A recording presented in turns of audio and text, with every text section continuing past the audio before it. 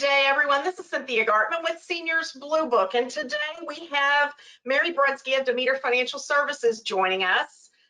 She offers financial services, includes Medicare planning as part of that. Mary, go ahead and tell us a little bit about you and what your firm does.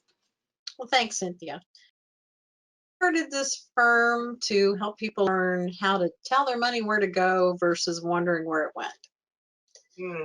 Too many people think, oh, if they have money in the bank, they are fine. Or if they don't have money in the bank, they don't think it's possible to get there. So I help them figure that out. I'm a registered representative with Mercap Securities, which is a registered broker-dealer where I conduct my securities business through. And additionally, I'm also an investment advisor representative of Mercap Advisors, which is where I conduct my advisory business. So Mary, how do you help folks with their money and everything that's happening in their lives? Well, we'll start off by determining what is their relationship with money. There are basic types of people out there. There is Spender Sam, Frugal Fran, Generous Gert, Pretentious Pat, and Oblivious Odie. That sounds like quite a crew. What's the idea behind each of these characters?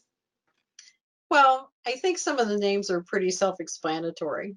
Spender Sam, whether it's Sam or Samantha, they just seem to spend a lot of money. They justify that by saying, well, it's on sale. I really need a new pair of brown shoes, or it's just this one little purchase.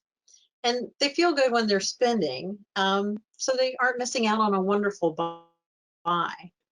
But when that credit card bill comes, they feel a little guilty or anxious.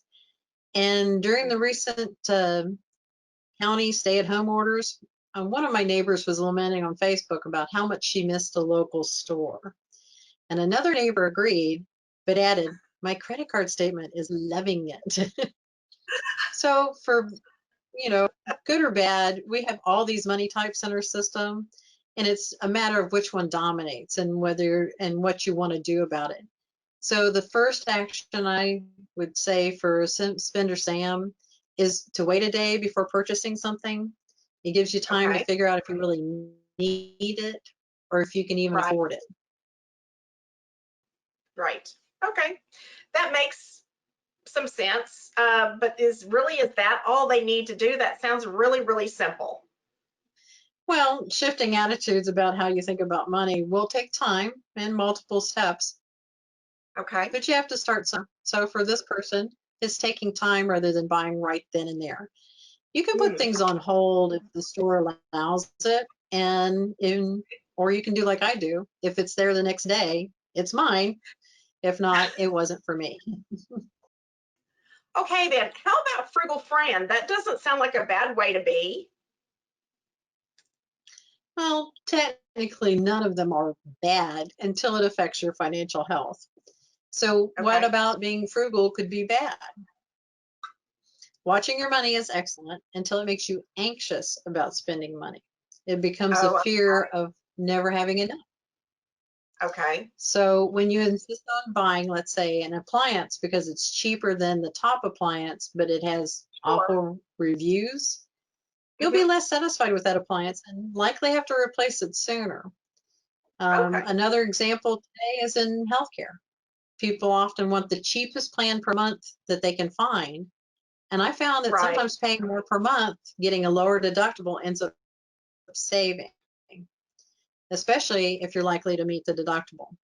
So I had one client that would had a $500 a month plan with a $49.50 deductible, or she could bump it to a $600 a month plan with a $2,000 deductible.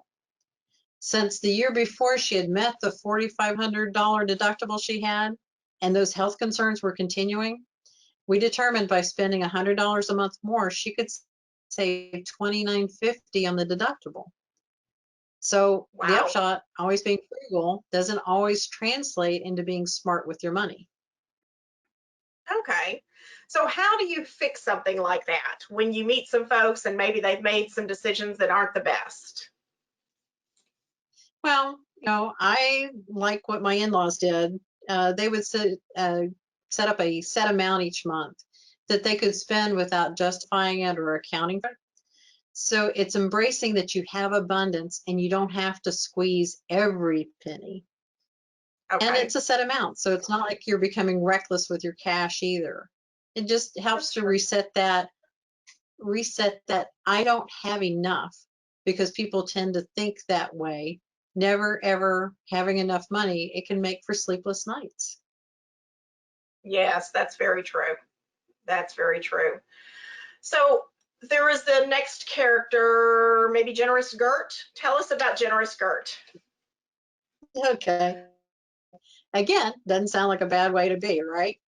Right. So the issue with Jenna Skirt is she becomes so helpful to others that she doesn't leave enough in her pocket. Her kids Okay. might be running around with the latest iPhone while she's wearing worn out clothes. And Okay. she'll want to treat her friends to lunch, order desserts because she'll pay for it. The Right. charity needs dollars and she's there with it.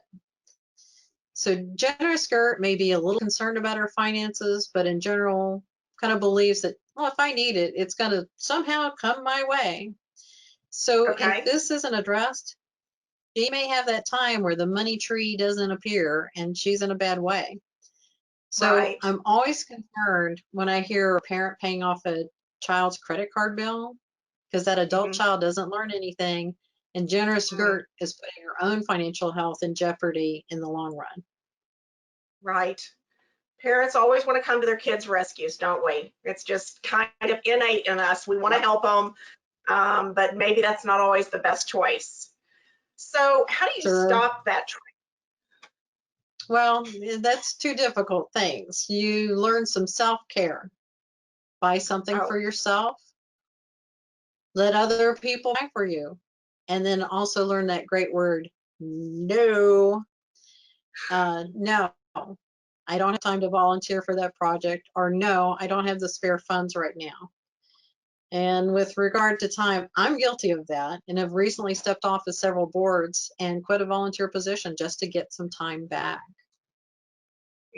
okay. That makes sense. That makes sense.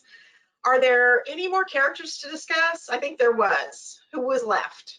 No, we have a pretentious Pat. So this is the person that they have the nice, beautiful, expensive car, the nice house, nice clothes always, exotic Okay. vacations, and they appear to have it all. Now, Okay. some people have these things and they are doing fine. But pretentious Pat is the one who's barely getting by and can't sleep worrying for how they're going to pay for all this. Those Okay. people are thinking big, but they don't plan on how to get there. So like generous Okay. Skirt, they spend the money and hope they'll get that raise or that promotion that will pay for it. This is Hmm. the person who needs to decide, am I buying this because I want it or because I want people to see me as a big success? Yeah. Yeah. And I think we have one more, maybe Oblivious Odie. Yeah. Okay, last one. Oblivious doesn't know what's going on with this money. He doesn't check his statements, figures what I can't see, it can't be that bad. These folks are the ones who unfortunately aren't paying attention. Will get to where they don't even pay the minimum on their credit card bills because it's hopeless anyway. They quite often Wow. have a generous Gert or spender Sam trait as a high secondary. So they stick their heads in the sand, right? Right. So the thing they have to do is get all those statements out, look at all the bills, and come up with a plan. And that's generally done with somebody such as an advisor or a money counselor, because otherwise it's just too overwhelming for them. Well, this has been so very, very interesting, Mary. I need to find out what my traits are. Kind of makes me worry just a little bit. Although I think I might have a little bit of all of them at some point or another. Don't we mostly have some of a little bit of all of them? Okay, okay. Oh yeah, Um, I definitely have some of all those traits depending on the day. So the trick is to recognize it and address it. Again, as long as it's not impacting your financial health, it's fine. It's when it's Sure. hitting that's when you need to decide to fix it. So I'm going to be putting on my website and the Facebook page a set of questions that can help you figure out where you are most of the time. And then if somebody wants to come up with some ways to address those, they're concerned about them, they can get in touch with me and we'll do a quick 10-minute phone call, determine if we need to do a meeting. Oh, that's excellent. So they can go to your website. So your contact information is going to come right after this video stops, your website, your phone number, all that kind of good stuff. And you're going to have a quiz on your website for them. Is that what I saw or heard? Okay, Yeah, good. that's what you I'll heard. make sure and go out and take that quiz myself, and then you can call me without calling my husband and letting him know, okay? Sure. Well, thank you, Mary, for joining us today. We so appreciate you being part of Seniors Blue Book Senior Care Spotlight and educating us about money and money types and how we can make what we have last longer and build a better life. So thank you so much, Mary. We appreciate it. Thank you, Cynthia.